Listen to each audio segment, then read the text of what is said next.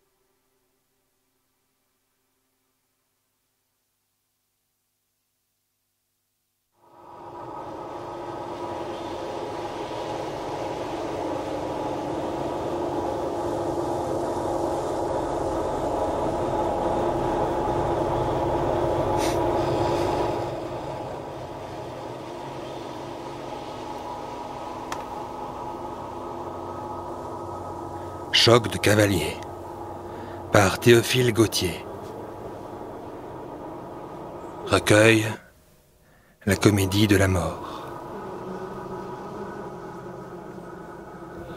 Hier, il m'a semblé, sans doute j'étais ivre, voir, sur l'arche d'un pont, un choc de cavalier, tout cuirassé de fer, tout imbriqué de cuivre et carapaçonné de harnais singuliers. Des dragons accroupis grommelaient sur leurs casques.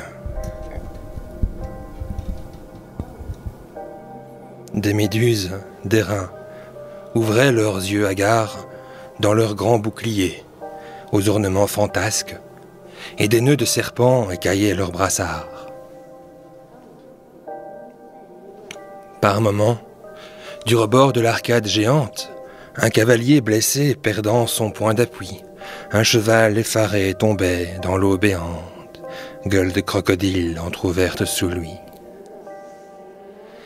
C'était vous, mes désirs, c'était vous, mes pensées, qui cherchiez à forcer le passage du pont, et vos corps tout meurtris sous leurs armes faussées dorment ensevelis dans le gouffre profond.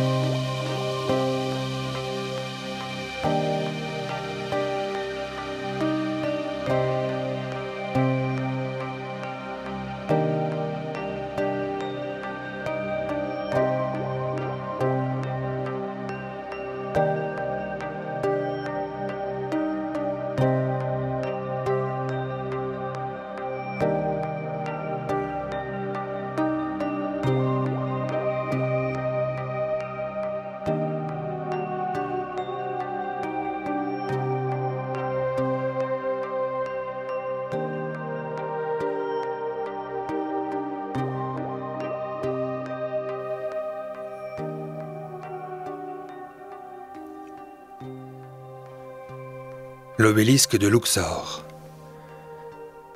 par Théophile Gautier. Recueil, Émo et Camée.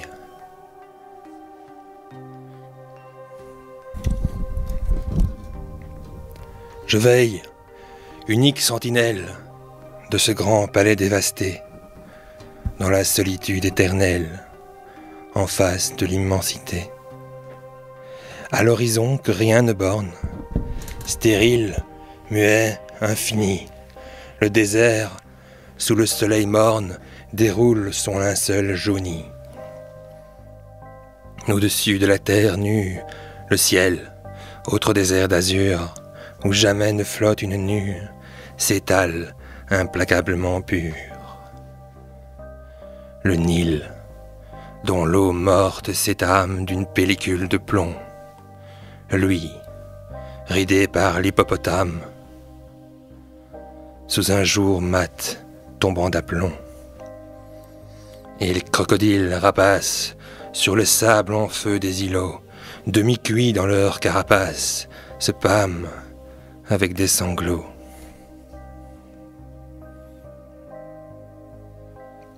Immobile, sur son pied grêle, l'ibis, le bec dans son jabot, déchiffre au bout de quelques stèles le cartouche sacré de Thoth. L'hyène rit, le chacal miaule, et, traçant des cercles dans l'air, l'épervier affamé piaule, noire virgule du ciel clair.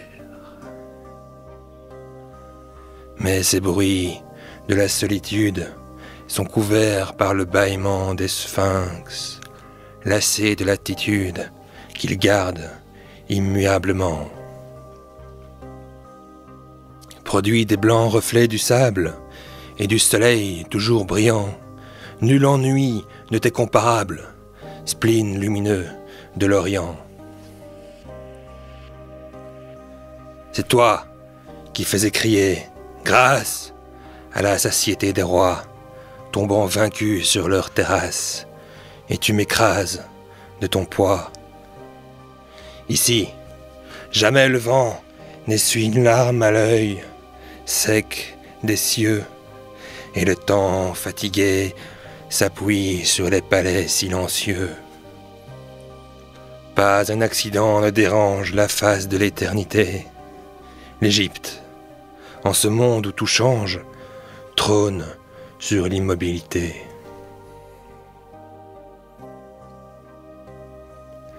Pour compagnon et pour ami, quand l'ennui me prend par accès, j'ai les fellahs et les momies contemporaines de Ramsès. Je regarde un pilier qui penche, un vieux colosse sans profil, et les canges à la voile blanche, montant ou descendant le Nil. Que je voudrais, comme mon frère, dans ce grand Paris transporté auprès de lui pour me distraire, sur une place être planté, là-bas. Il voit, à ces sculptures, s'arrêter un peuple vivant, hiératiques écritures, que l'idée est belle en rêvant.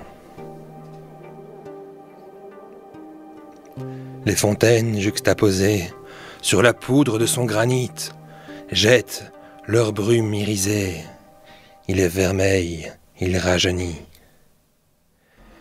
Des veines roses de Sienne, comme moi cependant il sort. Mais je reste à ma place ancienne. Il est vivant et je suis mort.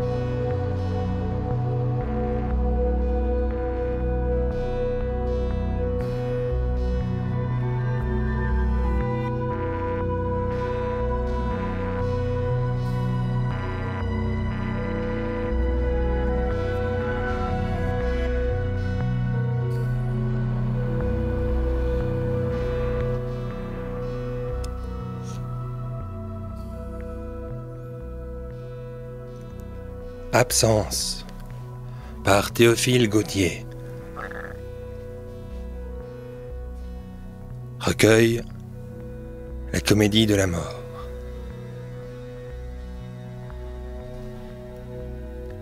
Reviens, reviens ma bien-aimée, comme une fleur loin du soleil. La fleur de ma vie est fermée, loin de ton sourire vermeil. Entre nos cœurs, tant de distance, tant d'espace entre nos baisers. Ô sort amer, ô dure absence, ô grands désirs inapaisés. D'ici là-bas, que de campagnes, que de villes et de hameaux, que de vallons et de montagnes, à lasser le pied des chevaux. Au pays qui me prend ma belle, hélas, si je pouvais aller, et si mon corps avait une aile, comme mon âme pour voler. Par-dessus la verte colline, les montagnes au front d'azur, les champs rayés et les ravines, j'irais d'un vol rapide et sûr.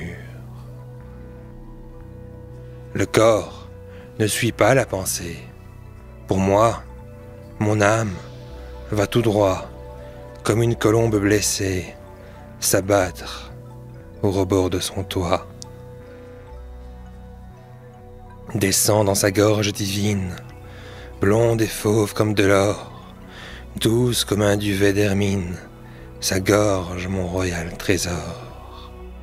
Et dit mon âme à cette belle: tu sais bien qu'il compte les jours, ô ma colombe, à tire d'aile, retourne au nid de nos amours.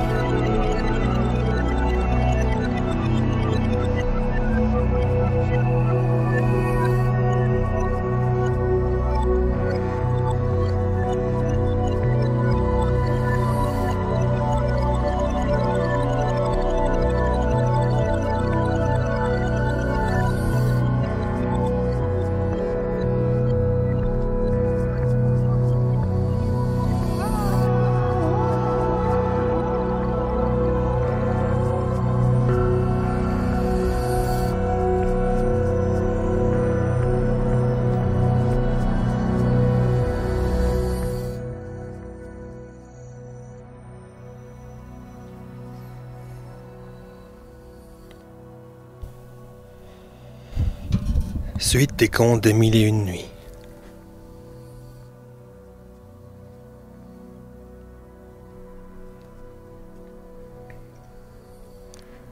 Quand le premier vieillard, Sire, continua la sultane, eut achevé son histoire, le second, qui conduisait les deux chiens noirs, s'adressa au génie et lui dit « Je vais vous raconter ce qui m'est arrivé, à moi et à ces deux chiens noirs que voici, et je suis sûr que vous trouverez mon histoire encore plus étonnante que celle que vous venez d'entendre.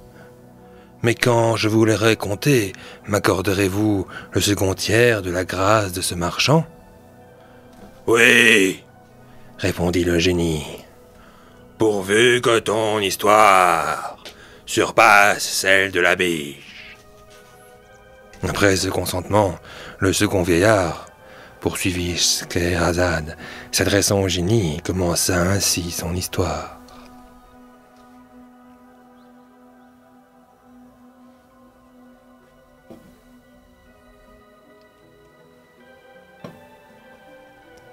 Histoire du second vieillard et des deux chiens noirs.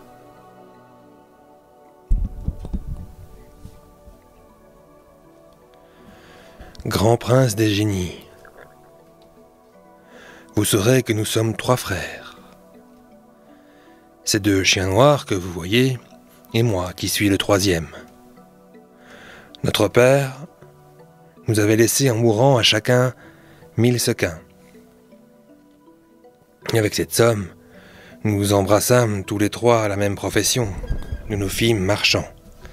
Peu de temps après que nous eûmes ouvert boutique, mon frère aîné, l'un de ces 2 chiens, résolut de voyager et d'aller négocier dans les pays étrangers. Dans ce dessein, il vendit tout son fonds et en acheta des marchandises propres au négoce qu'il voulait faire. Il partit et fut absent une année entière. Au bout de ce temps-là, un pauvre, qui me parut demander l'aumône, se présenta à ma boutique. Je lui dis « Dieu vous assiste. »« Dieu vous assiste aussi, me répond-il. Est-il possible que vous ne me reconnaissiez pas ?» Alors, l'envisageant avec attention, je le reconnus. « Ah, mon frère !» m'écriai-je en l'embrassant. « Comment vous aurais-je pu reconnaître dans cet état ?» Je le fis rentrer dans ma maison et je lui demandai les nouvelles de sa santé et du succès de son voyage. « Ne me faites pas cette question, me dit-il. En me voyant, vous voyez tout. Ce serait renouveler mon affliction que de vous faire le détail de tous les malheurs qui me sont arrivés depuis 1 an et qui m'ont réduit à l'état où je suis. » Je fis aussitôt fermer ma boutique, et abandonnant tout autre soin, je le menai au bain et lui donnai les plus beaux habits de ma garde-robe. J'examinai mes registres de vente et d'achat, trouvant que j'avais doublé mon fonds, c'est-à-dire que j'étais riche de 2000 sequins, je lui en donnai la moitié. « Avec cela, mon frère, lui dis-je, vous pourriez oublier la perte que vous avez faite. » Il accepta les 1000 sequins avec joie, rétablit ses affaires, et nous vécûmes ensemble comme nous avions vécu auparavant. Quelque temps après, mon second frère, qui est l'autre de ces 2 chiens, voulut aussi vendre son fonds. Nous fîmes, son aîné et moi, tout ce que nous pûmes pour l'en détourner, mais il n'y est pas moyen. Il le vendit, et de l'argent qu'il en fit, il acheta des marchandises propres au négoce étranger qu'il voulait entreprendre. Il se joignit à une caravane et partit. Il revint au bout de l'an dans le même état que son frère aîné. Je le fis habiller, et comme j'avais encore 1000 sequins par-dessus mon fonds, je les lui donnai. Il releva la boutique et continua d'exercer sa profession. Un jour, mes 2 frères vinrent me trouver pour me proposer de faire un voyage et d'aller trafiquer avec eux. Je rejetai d'abord leur proposition. « Vous avez voyagé, leur dis-je. Qui avez-vous gagné ? Qui m'assurera que je serai plus heureux que vous ? En vain, ils me représentèrent là-dessus tout ce qui leur sembla devoir m'éblouir et m'encourager à tenter la fortune. Je refusai d'entrer dans leurs desseins. Mais ils revinrent tant de fois à la charge qu'après avoir pendant 5 ans résisté constamment à leurs sollicitations, je m'y rendis enfin. Mais quand il fallut faire les préparatifs du voyage, et qu'il fut question d'acheter les marchandises dont nous avions besoin, il se trouva qu'ils avaient tout mangé, et qu'il ne leur restait rien des 1000 sequins que je leur avais donnés à chacun. Je ne leur en fis pas le moindre reproche. Au contraire, comme mon fonds était de 6000 sequins, j'en partageai la moitié avec eux en leur disant « Mes frères, il faut risquer ces 3000 sequins et cacher les autres en quelque endroit sûr, afin que, si notre voyage n'est pas plus heureux que ceux que vous avez déjà faits, nous ayons de quoi nous en consoler et reprendre notre ancienne profession. »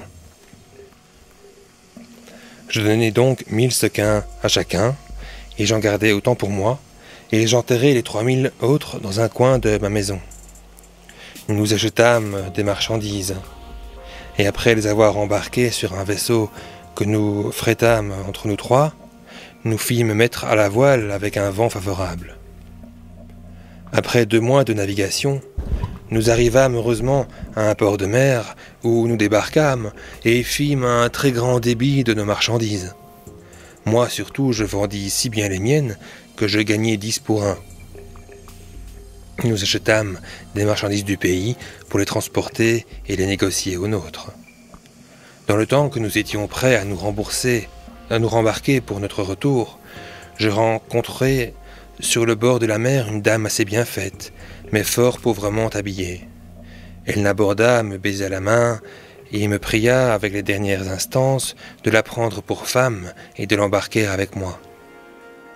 Je fis difficulté de lui accorder ce qu'elle demandait, mais elle me dit tant de choses pour me persuader que je ne devais pas prendre garde à sa pauvreté et que j'aurais lieu d'être content de sa conduite, que je me laissai vaincre. Je lui fis faire des habits propres, et après l'avoir épousée par un contrat de mariage en bonne forme, je l'embarquai avec moi, et nous mîmes la voile. Pendant notre navigation, je trouvai de si belles qualités dans la femme que je venais de prendre, que je l'aimais tous les jours de plus en plus. Cependant, mes 2 frères, qui n'avaient pas si bien fait leurs affaires que moi, et qui étaient jaloux de ma prospérité, me portaient envie. Leur fureur alla même jusqu'à conspirer contre ma vie. Une nuit, dans le temps que ma femme et moi nous dormions, ils nous jetèrent à la mer. Ma femme était fée, et par conséquent génie. Vous jugez bien qu'elle ne se noya pas. Pour moi, il est certain que je serais mort sans son secours. Mais je fus à peine tombé dans l'eau qu'elle m'enleva et me transporta dans une île. Quand il fut jour, la fée me dit « Vous voyez, mon mari, qu'en vous sauvant la vie, je ne vous ai pas mal récompensé du bien que vous m'avez fait. Vous saurez que je suis fée, et que, me trouvant sur le bord de la mer lorsque vous alliez vous embarquer, je me sentis une forte inclination pour vous. Je voulus éprouver la bonté de votre cœur. Je me présentai devant vous déguisé comme vous m'avez vu. Vous en avez usé avec moi généreusement. Je suis ravi d'avoir trouvé l'occasion de vous en marquer ma reconnaissance. Mais je suis irrité contre vos frères, et je ne serai pas satisfaite que je ne leur ai ôté la vie. » J'écoutai avec admiration le discours de la fée. Je la remerciai le mieux qu'il me fut possible de la grande obligation que je lui avais. « Mais madame, lui dis-je, pour ce qui est de mes frères, je vous supplie de leur pardonner. Quelque sujet que j'ai de me plaindre d'eux, je ne suis pas assez cruel pour vouloir leur perte. » Je lui racontai ce que j'avais fait pour l'un et pour l'autre, et mon récit augmentant son indignation contre eux. « Il faut, s'écria-t-elle, que je vole tout à l'heure après ces traîtres et ces ingrats, et que j'en tire une prompte vengeance. Je vais submerger leurs vaisseaux et les précipiter au fond de la mer. »« Non, ma belle dame, repris-je, au nom de Dieu, n'en faites rien, modérez votre courroux.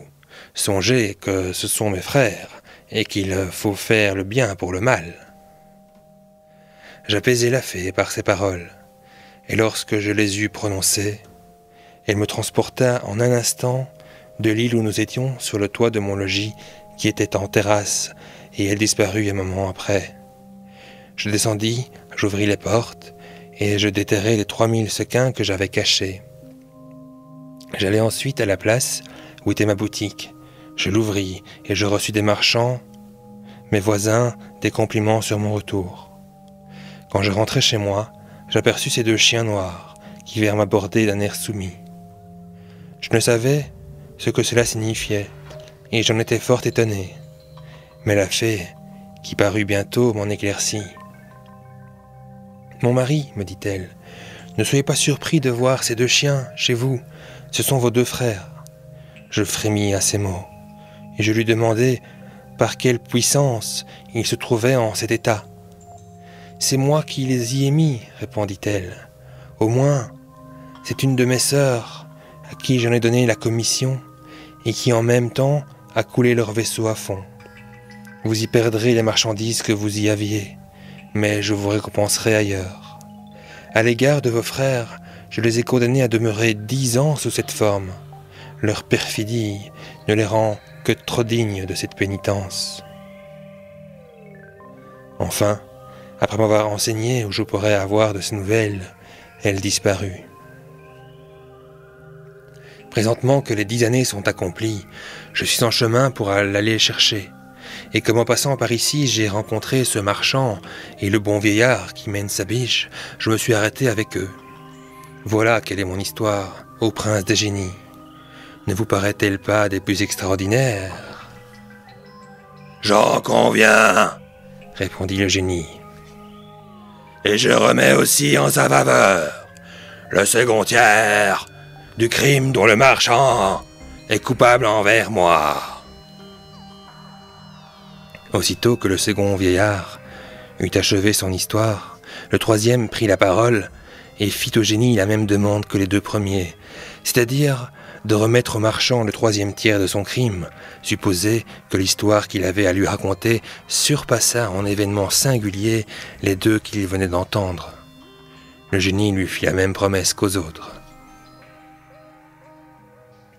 Le 3e vieillard raconta son histoire au génie. Je ne vous la dirai point, car elle n'est point venue à ma connaissance. Mais je sais qu'elle se trouva si fort au-dessus des 2 précédentes, par la diversité des aventures merveilleuses qu'elle contenait, que le génie en fut étonné. Il n'en eut pas plutôt ouï la fin qu'il dit au 3e vieillard. « Je t'accorde le dernier tiers de la grâce du marchand. Il doit bien vous remercier tous 3 de l'avoir tiré d'intrigue par vos histoires. Sans vous, il ne serait plus au monde. » En achevant ces mots, il disparut au grand contentement de la compagnie. Le marchand ne manqua pas de rendre à ces 3 libérateurs toutes les grâces qu'il leur devait. Ils se réjouirent avec lui de le voir hors de péril. Après qu'ils se dirent adieu, et chacun reprit son chemin. Le marchand s'en retourna auprès de sa femme et de ses enfants, et passa tranquillement avec eux le reste de ses jours. « Mais sire, ajouta Scheherazade, quelque beaux que soient les contes que j'ai racontés jusqu'ici à votre majesté, ils n'approchent pas de celui du pêcheur. » Dinarzade, voyant que la sultane s'arrêtait, lui dit « Ma sœur, puisqu'il nous reste encore du temps, de grâce, racontez-nous l'histoire de ce pêcheur. » Le sultan le voudra bien. Schahriar y consentit, et Scheherazade, reprenant son discours, poursuivit de cette manière.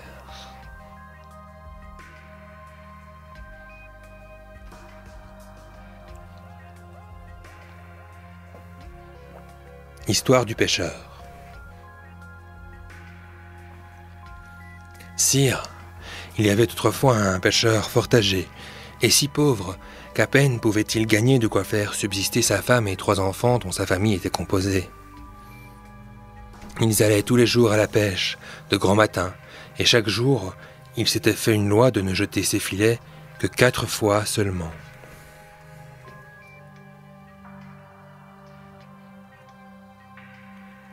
Il partit un matin au clair de la lune et se rendit au bord de la mer. Il se déshabilla et jeta ses filets. Et comme il les tirait vers le rivage, il sentit d'abord de la résistance. Il crut avoir fait une bonne pêche et s'en réjouissait déjà en lui-même. Mais un moment après, s'apercevant qu'au lieu de poisson, il n'y avait dans ses filets que la carcasse d'un âne, il eut beaucoup de chagrin d'avoir fait une si mauvaise pêche. Cependant, quand il eut raccommodé ses filets que la carcasse de l'âne avait rompus en plusieurs endroits, il les jeta une seconde fois. En les tirant, il sentit encore beaucoup de résistance, ce qui lui fit croire qu'il s'était rempli de poissons, mais il n'y trouva qu'un grand panier plein de gravier et de fange. Il en fut dans une extrême affliction. « Oh, fortune !» s'écria-t-il d'une voix pitoyable. « Cesse d'être en colère contre moi et ne persécute point un malheureux qui te prie de l'épargner. Je suis parti de ma maison pour venir ici chercher ma vie, et tu m'annonces ma mort. Je n'ai pas d'autre métier que celui-ci pour subsister, et malgré tous les soins que j'y apporte, je puis à peine fournir aux plus pressants besoins de ma famille. Mais j'ai tort de me plaindre de toi. Tu prends plaisir à maltraiter les honnêtes gens et à laisser les grands hommes dans l'obscurité, tandis que tu favorises les méchants, et que tu élèves ceux qui n'ont aucune vertu, qui les rendent recommandables. » En achevant ses plaintes, il jeta brusquement le panier, et après avoir bien lavé ses filets de l'avant que la fange avait gâtés, il les jeta pour la 3e fois. Mais il n'amena que des pierres, des coquilles et de l'ordure. On ne saurait expliquer quel fut son désespoir, peu s'en fallut qu'il ne perdît l'esprit. Cependant, comme le jour commençait à paraître, il n'oublia pas de faire sa prière. Ensuite, il ajouta celle-ci. « Seigneur, vous savez que je ne jette mes filets que 4 fois chaque jour. Je les ai déjà jetés 3 fois sans avoir tiré le moindre fruit de mon travail. Il ne m'en reste plus qu'une. Je vous supplie de rendre la mer favorable, comme vous l'avez rendue à Moïse. » Le pêcheur, ayant fini cette prière, jeta ses filets pour la 4e fois. Quand il jugea qu'il devait y avoir du poisson, il les retira, comme auparavant, avec assez de peine. Il n'en avait pas pourtant, mais il y trouva un vase de cuivre jaune, qui, à sa pesanteur, lui parut plein de quelque chose, et il remarqua qu'il était fermé et scellé de plomb, avec l'empreinte d'un sceau. Cela le réjouit. « Je le vendrai au fondeur, disait-il, et de l'argent que j'en ferai, j'achèterai une mesure de blé. » Il examina le vase de tous côtés. Il le secoua pour voir ce qui était dedans, pour voir si ce qui était dedans ne ferait pas de bruit. Il n'entendit rien. Cette circonstance, avec l'empreinte du sceau sur le couvercle de plomb, lui firent penser qu'il devait être rempli de quelque chose de précieux. Pour s'en éclaircir, il prit son couteau et, avec un peu de peine, il l'ouvrit. Il en pencha aussitôt l'ouverture contre terre, mais il n'en sortit rien, ce qui le surprit extrêmement. Il le posa devant lui, et pendant qu'il le considérait attentivement, il en sortit une fumée fort épaisse, qui l'obligea de reculer 2 ou 3 pas en arrière. Cette fumée s'éleva jusqu'aux nues, et s'étendant de la mer sur le rivage, forma un gros brouillard, spectacle qui causa, comme on peut se l'imaginer, un étonnement extraordinaire aux pêcheurs. Lorsque la fumée fut toute hors du vase, elle se réunit et devint un corps solide, dont il se forma un génie 2 fois aussi haut que le plus grand de tous les géants. À l'aspect d'un monstre d'une grandeur si démesurée, pêcheur voulut prendre la fuite, mais il se trouva si troublé et si effrayé qu'il ne put marcher. « Salomon !» s'écria d'abord le génie. « Salomon, grand prophète de Dieu, pardon, pardon. Jamais je ne m'opposerai à vos volontés. J'obéirai à tous vos commandements. » Le pêcheur n'eut pas sitôt entendu les paroles que le génie avait prononcées qu'il se rassura et lui dit « Esprit superbe, que dites-vous ? Il y a plus de 1800 ans que Salomon, le prophète de Dieu, est mort, et nous sommes présentement à la fin des siècles. Apprenez-moi votre histoire, et pour quel sujet vous étiez enfermé dans ce vase. » À ce discours, le génie, regardant le pêcheur d'un air fier, lui répondit « Parle-moi plus civilement.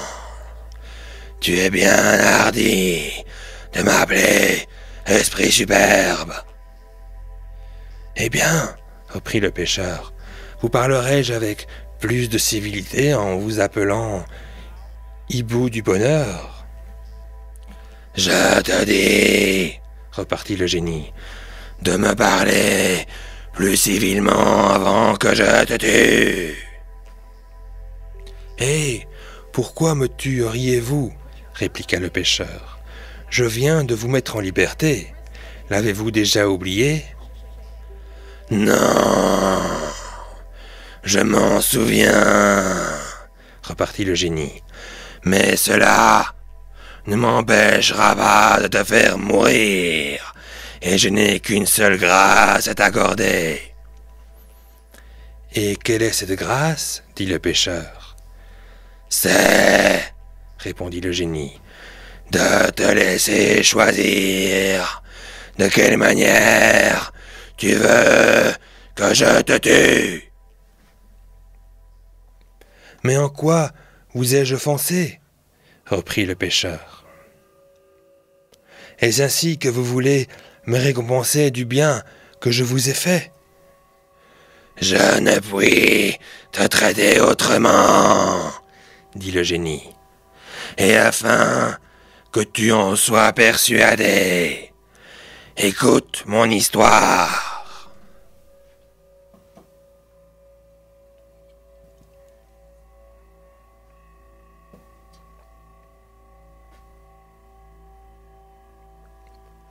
Je suis un de ces esprits rebelles qui se sont opposés à la volonté de Dieu.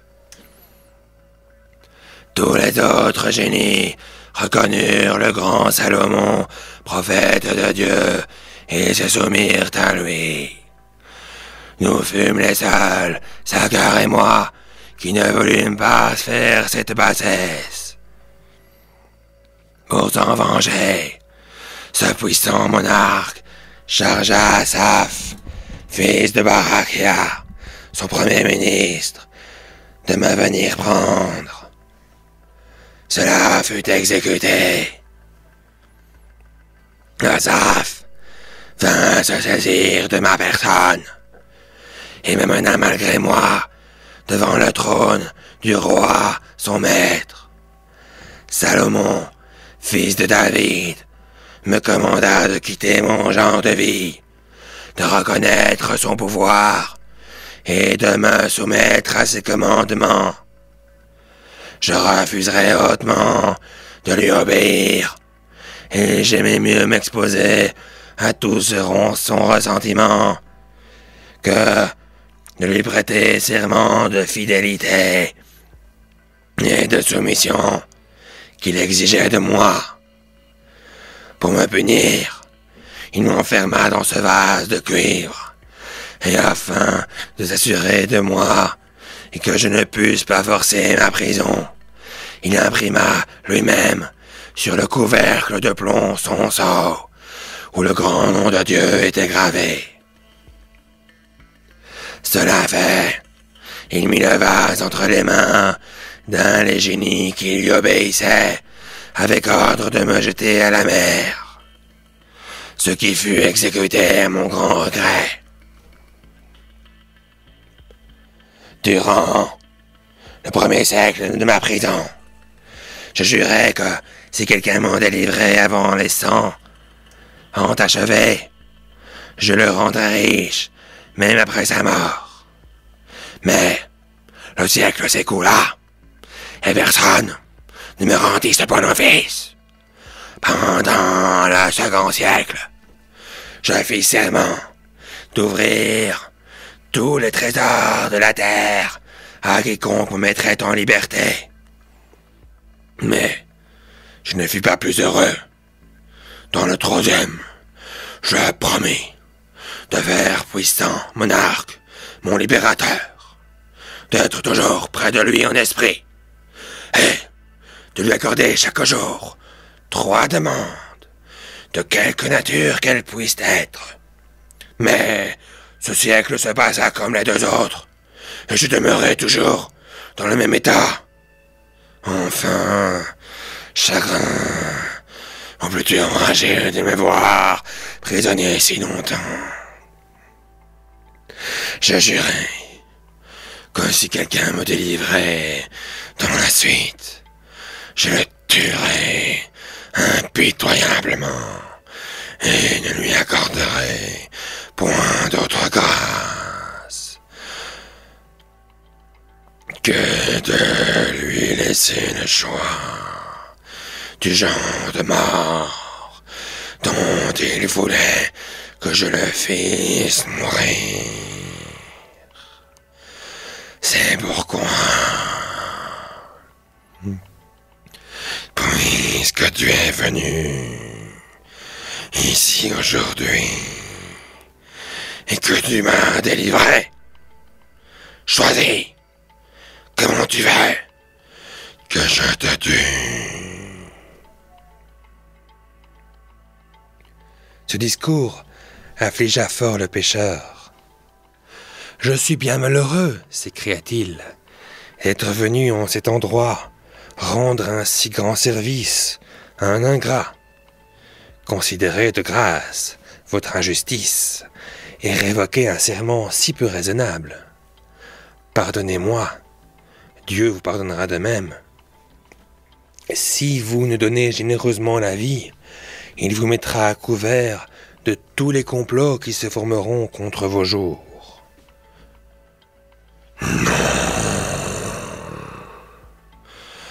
Ta mort est certaine, dit le génie. Choisis seulement de quelle sorte tu veux que je te fasse mourir.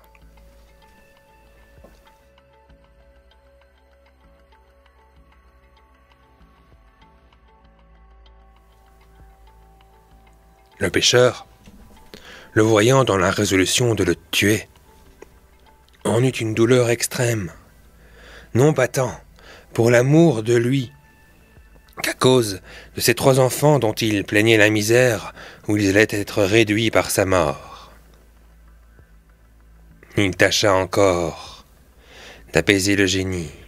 « Hélas, reprit-il, daignez avoir pitié de moi, en considération de ce que j'ai fait pour vous. » « Je te l'ai déjà dit, repartit le génie. C'est justement pour cette raison que je suis obligé de donner la vie. » « Cela est étrange, répliqua le pêcheur, que vous vouliez absolument rendre le mal pour le bien. Le proverbe dit que qui fait du bien à celui qui ne le mérite pas est toujours mal payé. Je croyais, je l'avoue, que cela était faux. En effet, rien ne choque davantage la raison et les droits de la société. Néanmoins, j'éprouve cruellement que cela n'est que trop véritable. « Ne perdons pas de temps, interrompit le génie. Tous tes raisonnements ne sauraient me détourner de mon dessein. Hâte-toi de dire. Comment tu souhaites que je te tue? La nécessité donne de l'esprit. Le pêcheur s'avisa d'un stratagème. « Puisque je ne saurais éviter la mort, dit-il au génie, je me soumets donc à la volonté de Dieu. Mais avant que je choisisse un genre de mort, je vous conjure, par le grand nom de Dieu qui était gravé sur le sceau du prophète Salomon, fils de David, de me dire la vérité sur une question que j'ai à vous faire. » Quand le génie vit qu'on lui faisait une adjuration qui le contraignait de répondre positivement, il en trembla en lui-même et dit au pêcheur : « Demande-moi ce que tu voudras et hâte-toi. » Sur quoi le pêcheur lui dit : « Je voudrais savoir si effectivement vous étiez dans ce vase. Oseriez-vous en jurer par le grand nom de Dieu ? » ?»« Oui, répondit le génie. « Je jure par ce grand nom que j'y étais, et cela est très véritable. » »« En bonne foi, répliqua le pêcheur, je ne puis vous croire. Ce vase ne pourrait pas seulement contenir un de vos pieds. Comment se peut-il que votre corps y ait été renfermé tout entier ? Je te jure pourtant, repartit le génie, que j'y étais tel que tu me vois. Mais est-ce que tu ne me crois pas, après le grand serment que je t'ai fait ? » ?»« Non, vraiment, dit le pêcheur. Et je ne vous croirai point, à moins que vous ne me fassiez voir la chose. Alors, il se fit une dissolution du corps du génie, qui, se changeant en fumée, s'étendit comme auparavant sur la mer et sur le rivage, et qui, se rassemblant ensuite, commença de rentrer dans le vase et continua de même par une succession lente et égale jusqu'à ce qu'il n'en restât plus rien en dehors. Aussitôt, il en sortit une voix qui dit au pêcheur : « Eh bien, incrédule pêcheur, me voici dans le vase.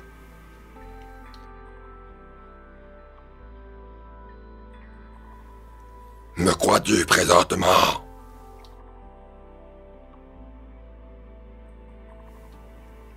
Le pêcheur, au lieu de répondre au génie, prit le couvercle de plomb, n'ayant fermé promptement le vase. « Génie, lui cria-t-il, demande-moi grâce à ton tour et choisis de quelle mort tu veux que je te fasse mourir. Mais non, il vaut mieux que je te rejette à la mer, dans le même endroit d'où je t'ai tiré. Puis je ferai bâtir une maison sur ce rivage où je demeurerai pour avertir tous les pêcheurs qui viendront et jeter leur filet de bien prendre garde de repêcher un méchant génie comme toi qui a fait serment de tuer celui qui te mettra en liberté. »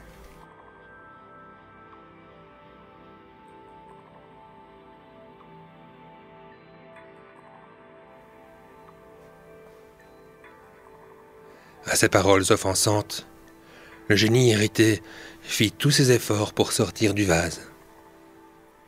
Mais c'est ce qui ne lui fut pas possible, car l'empreinte du sceau du prophète Salomon, fils de David, l'en empêchait. Ainsi, voyant que le pêcheur avait alors l'avantage sur lui, il prit le parti de dissimuler sa colère. « Pêcheur, lui dit-il d'un ton radouci, garde-toi bien de faire ce que tu dis. Ce que j'en ai fait n'a été qu'une plaisanterie, et tu ne dois pas prendre la chose sérieusement. »« Ô génie, répondit le pêcheur, toi qui étais Il n'y a qu'un moment, le plus grand, et qui est à cette heure le plus petit de tous les génies. Apprends que tes artificieux discours ne te serviront de rien. Tu retourneras à la mer. Si tu y as demeuré tout le temps que tu m'as dit, tu pourras bien y demeurer jusqu'au jour du jugement. Je t'ai prié au nom de Dieu de ne pas m'ôter la vie. Tu as rejeté mes prières. Je dois te rendre l'appareil. Le génie n'épargna rien pour tâcher de toucher le pêcheur. Ouvre le vase, lui dit-il. Donne-moi la liberté. Je t'en supplie. Je te promets que tu seras content de moi. Tu n'es qu'un traître, repartit le pêcheur. Je mériterais de perdre la vie si j'avais l'imprudence de me fier à toi. Vu que tu ne manquerais pas de me traiter de la même façon qu'un certain roi grec traita le médecin Douban. C'est une histoire que je te veux raconter. Écoute.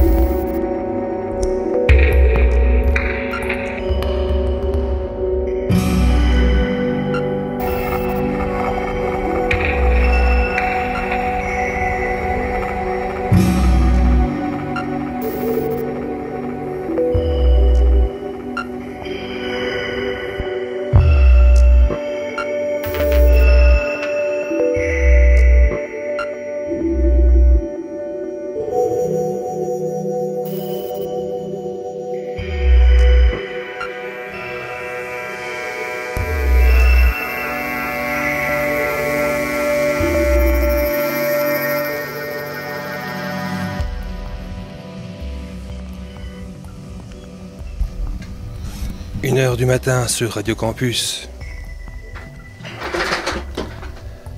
Ceci clôture cet épisode d'Écho dans la nuit. J'espère que vous avez apprécié ces 3 poèmes de Théophile Gautier en entrée, Choc de cavalier, L'obélisque de Luxor et Absence, suivi de la suite des contes des Mille et une nuits, laissés en suspens lors de l'avant-dernier épisode de la saison 2 il y a quelques semaines, et donc dont j'ai lu Les 2 chiens noirs et Le pêcheur. Et la prochaine fois que je reprendrai la lecture des contes des Mille et une nuits, je commencerai par Le médecin grec.